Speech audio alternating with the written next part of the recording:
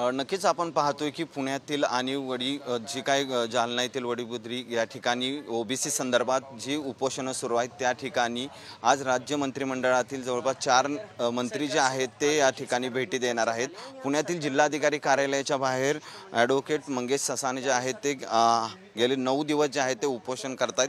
या ठिकाणी आज सकाळी 11च्या सुमारास गिरीश महाजन आणि धनंजय मुंडे भेट देतील, तर सायंकाळी 4च्या सुमारास छगन भुजबळ आणि उदय सामंत हे भेटी देतील अशी माहिती जी आहे ती आता सध्या समोर येते। आपल्यासोबत उपोषणकर्ते आहेत, नेमक्या त्यांच्या मागण्या काय आहेत आणि या जे शिष्टमंडळ येणार आहे त्यांच्याकडे त्यांच्या मागण्या काय असणार आहेत हे आपण जाणून घेऊयात। मंगेशजी, खरं तर गेले 9 दिवसापासून तुम्ही उपोषण करताय, काय सध्या तुमची मागणी आहे शिष्टमंडळाकडे?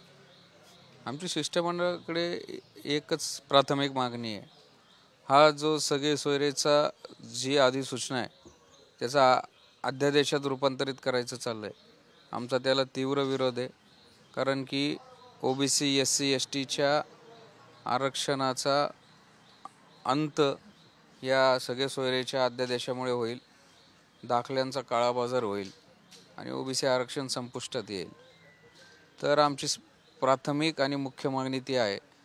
आणि त्याच्यानंतर आमच्या आणखीन 4-5 मागण्या आहेत की जे दुबार जे सर्टिफिकेट्स घेतले जातात, म्हणजे EWSचे, ACBCचे, कुणबीचे, आणि जसं पोस्ट असेल तसं वापरलं जातात।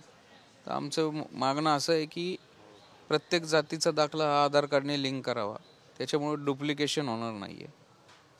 त्यानंतर आमचं जनगणनेचा एक विषय आहे, आमच्या ओबीसी महामंडळाला महाज्योतीच्या हॉस्टेलचा विषय, हे आमचे नंतरचे विषय। शिष्टमंडळ येते, खरं तर शिष्टमंडळाकडे तुमच्या मागण्या मान्य केल्यानंतर तुम्ही आज उपोषण सोडणार का, किंवा काय तुमची मागणी असेल प्रामुख्याने? अजून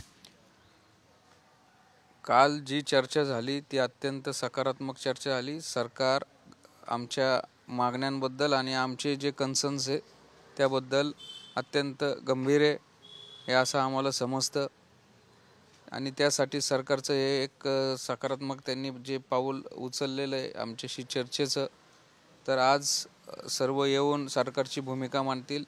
आणि महत्त्वाचं म्हणजे त्याच्यामध्ये आमचे ओबीसी नेते भुजबळ साहेब आहेत, प्रकाश अण्णा शेंडगे आहेत, TP मुंडे सर आहेत, त्याच्यानंतर पंकजाताई, धनंजय मुंडे, हे सगळे आमचे ओबीसी नेते आहेत आणि त्यांना नक्कीच आमच्या या प्रश्नांबद्दल गांभीर्य आहे, तळमळ आहे।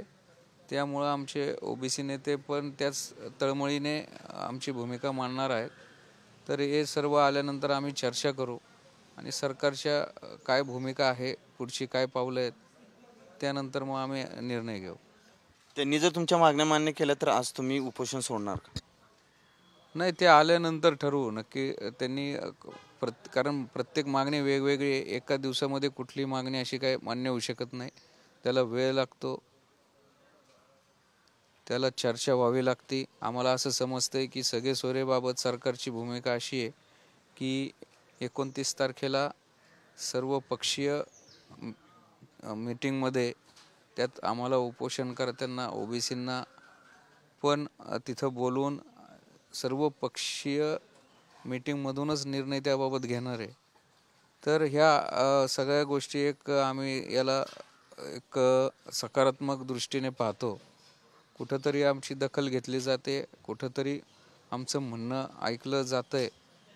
तर वेगवेगळ्या विषयावर वेगवेगळी स्ट्रॅटेजी किंवा वेगवेगळे त्याला एक वेगळा टाईम असतो, एकाच दिवशी एकाच वेळी अशा सगळ्या मागण्या कधी कोणत्या पूर्ण होत नसतात, आणि तशी एवढी आडमोठी घेण्या इतपत आम्ही अज्ञानी पण नाही आहे। आम्हाला समजतं की प्रत्येक गोष्टीला काहीतरी एक प्रोसिजर असते। तर आम्ही बघू सरकारच्या कसं काय समोरचा प्रतिसाद आहे, सरकारचं म्हणणं काय आहे आणि सरकारने कोणत्या प्रकारे या सगळ्या गोष्टींचं प्लॅनिंग केलेलं आहे, आणि त्यानंतर आम्ही निर्णय घेऊ उपोषणाबाबत।